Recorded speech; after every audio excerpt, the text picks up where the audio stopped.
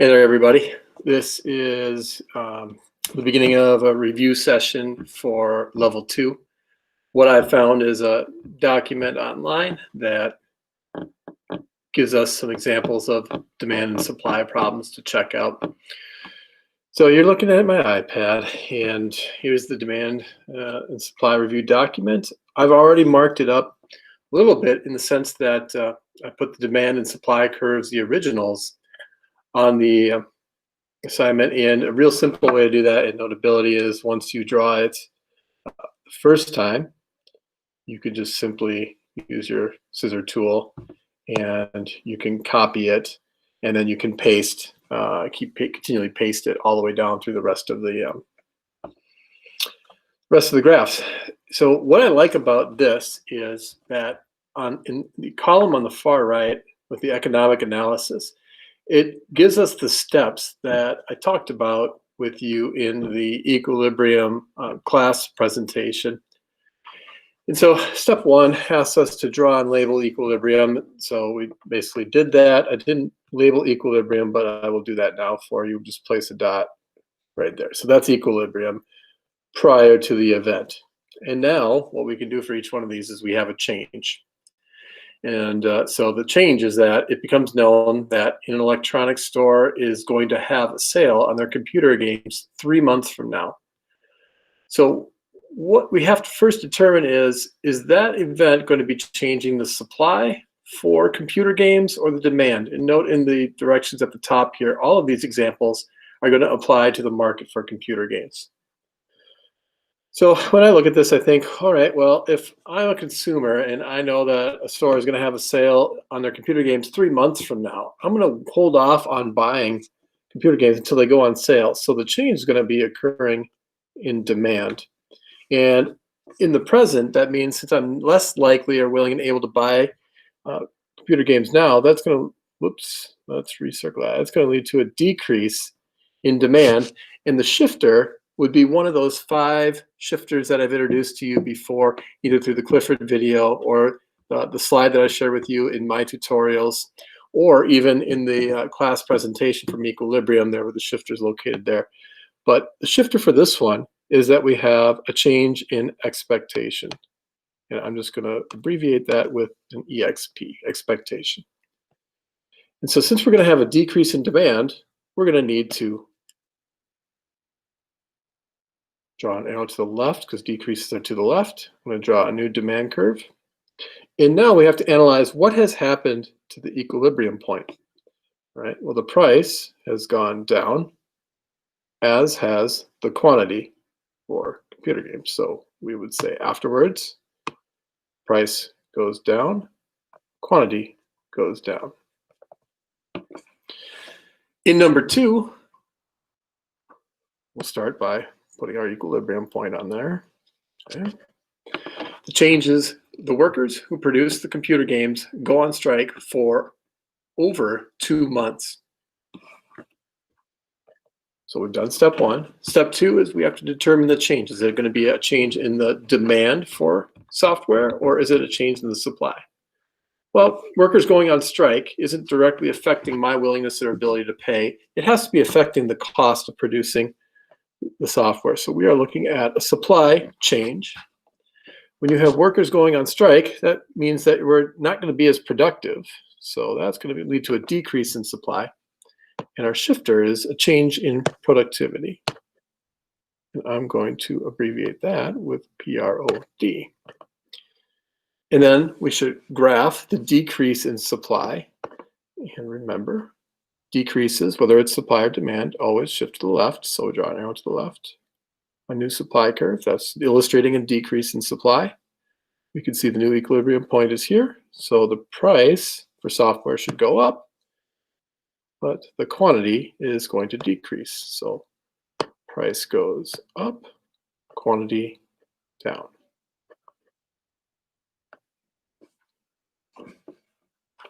In example 3, let's get our equilibrium point established. Step 1 complete. The change that we're given is when the average price of movie tickets rises, it has an effect on the purchase of computer games. So, how are movie tickets and computer games related? Well, if we're thinking about how do we entertain ourselves as consumers, these are substitutes for each other. So, we are likely looking at a change in demand buyer behavior. If the average price of movie tickets goes up, that means they're going to be more expensive. I might be willing to shift my demand to the games. So, I'm going to increase my demand for games. And the reason we're going to do that is a change in the price of a substitute. So I'm going to dollar sign of a substitute. That's the shifter. And then when I draw an increase in demand, it's a to the right, arrow to the right, new demand curve, new equilibrium point, price is going up, quantity of software going up.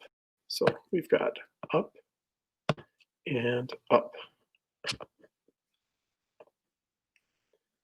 Number four, the workers who produce the computer games negotiate a $20 per hour wage increase. Wouldn't that be cool if that actually happened? So unless we know for certain that all the workers here are buying the software games, we could argue that there's a demand shift because of an increase in income. But I think what we're looking at here more directly is a change in supply because the sellers are going to have to pay their employees more than they did before, all right? So we have a change in supply. It's going to cause the supply to decrease, right, because they're going to have to spend some extra resources on paying the employees. So that's a change in the price of a resource. Labor is, of course, a resource.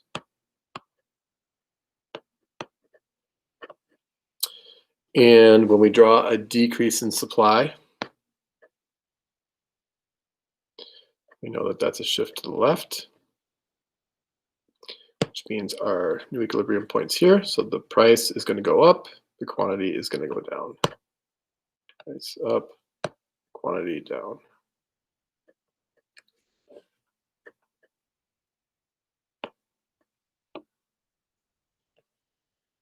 When we look at number 6, a reputable private research institute announces that children who play computer games also improve their grades in school. Sounds like a news story that you might see on the 5 o'clock news or 6 o'clock news. So it's not changing the cost to produce computer games at all, this story that we hear about. The story is most likely going to affect the buyer's willingness and ability to pay for software. And if we find out that it's going to improve grades in school, we would suspect that it's going to create an increase in the demand for those games. And that shifter was taste or preference for that item, right? Something becomes more popular because there's something good about it. That's going to lead to an increase in demand. Curve's going to shift to the right. Draw a new demand curve. New equilibrium is here, so price goes up, quantity goes up.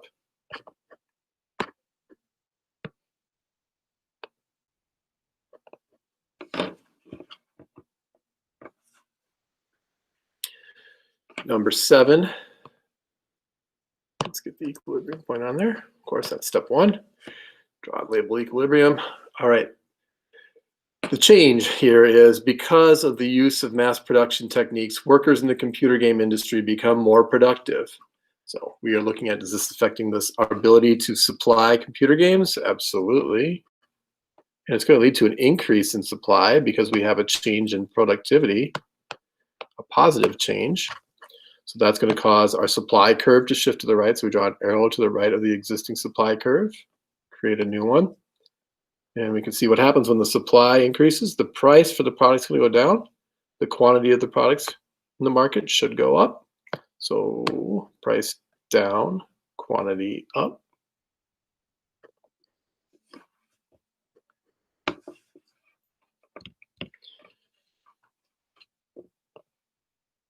There are some on this page that are going to present challenges to us, so be aware of that. I will not be throwing any challenges at you when you take your level 2 exit ticket. Number 8, the price of home computers decreases significantly. So we're still thinking about computer games here. So here's our equilibrium point. we got to think of what's the relationship to computers and computer games. Well, they are complementary to each other, and so we have a change in the price of a complement. If home computers become cheaper, you can imagine that's going to probably increase the demand for computer games. And the reason is change in the price of a complement.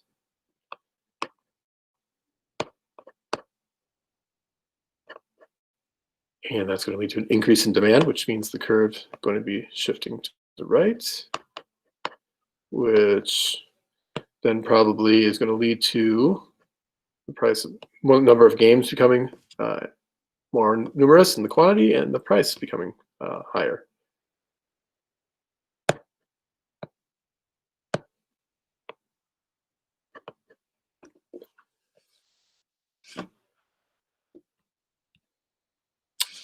Next, we have the federal government imposes a $5 per game tax on the manufacturers of the game. So the manufacturer is not going to be super thrilled about this, I can imagine.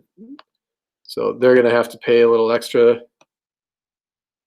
to produce their product. So that's going to lead to a decrease in demand because that's $5 they can't pay their workers or spend on resources they need to actually do some research and development on the games, whatever. So we have a government policy here, or I'm just going to put government tax. That's the reason it's shifting, creating the decrease in supply.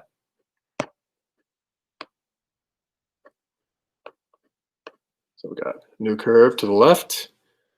The new equilibrium point is there. The price has gone up. The quantity has gone down.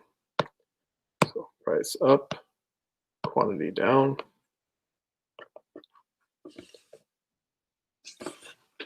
In number 10, we have the manufacturer of the computer games raises the price on games. Here's one of the tricky ones. I'm going to circle it now. Okay, tricky for us. Here's our original equilibrium point. The change on the manufacturer does it. It's on the supply side. Is it going to increase the supply or decrease the supply? The answer is neither, because it's not changing the cost to produce the games, is it, when they raise the price? All that does is it simply is creating movement. So we don't know exactly what happens or where that price is at, but we'll just put a higher price there, and that's going to represent the movement. Okay, the price maybe was below equilibrium, which is why they raised it, and perhaps gets it to equilibrium. But all we know right now is that for sure the price went up as a result, but we have no idea about the quantity. So we're just going to put a question mark there. We're not certain. We imagine with the increased price that the quantity should probably go up, but that only is going to happen if it's going to meet the demand and the software will get bought up. So that's a tricky one.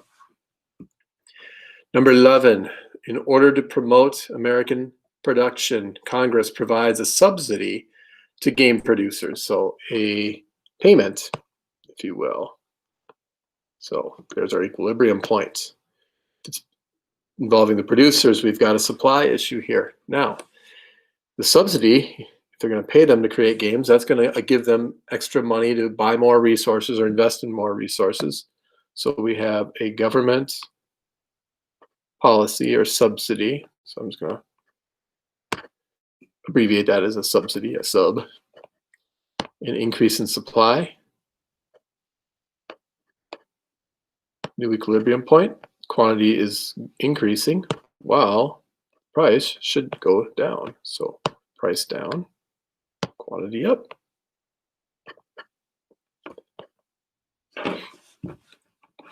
Number 12, we are told that a large firm enters the game business with a new line of games, and we got to think about the whole gaming industry then. Our equilibrium point is here. We've got a new supplier entering the scene, so that means we're going to have an increase in supply because the number of sellers has increased.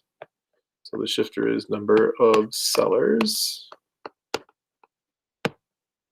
goes up. This is probably the most common mistake I saw on our supply assignment was with the coffee shop when there was the XYZ coffee shop and then there was new coffee shops that opened in the market. Many people drew a decrease in supply when in fact, when you have more coffee shops opening up, the supply of coffee in the market is going to increase because we have more people producing it. So we have an increase in demand. That was a little aside. And the price should go up. Oops, I made a mistake there. I said it was supply, not demand. Need to redraw that correctly. There we go. Supply goes up. So that means price goes down, quantity goes up. Price down, quantity up. Okay, number 13. This is another tricky one. In order to make computer games available to low-income families, Congress sets a price ceiling for the games. And so what you have here is you have equilibrium. When government sets a ceiling on a product, that means that there's a maximum amount that can be charged, and if they're keeping it low, that means they're artificially controlling the market. A ceiling has to be a price then that's below equilibrium.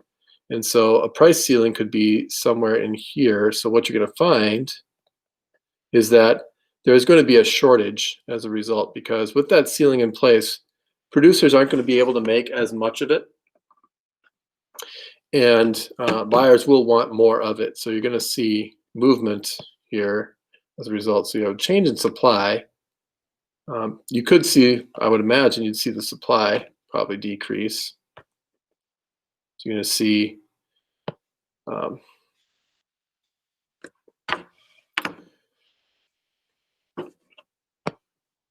the price is going to hold steady because the government put that ceiling on it. So it's going to be below equilibrium. So the price is down, but we know that the quantity is going to be down too. And that's kind of tricky because then it looks like there's a demand shift, a decrease in demand. That's not actually what's happening. It's creating a shortage. So again, this is kind of a tricky one. I'm not going to ask you something like that on the exam because it gets awfully messy and I think confusing. But we want to point out that this is something that can happen in the market. And then number 14, the last one, also tricky because they're giving us two events rather than one. They are saying that the popularity of the computer games increases in the world. So that's looking like a fad, right, which is going to drive demand. And then at the same time, there's new technology that lowers production costs. So that is going to cause supply to increase.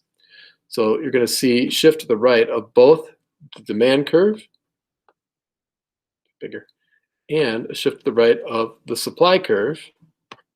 And so what we know for certain is we know that for certain the quantity will increase regardless.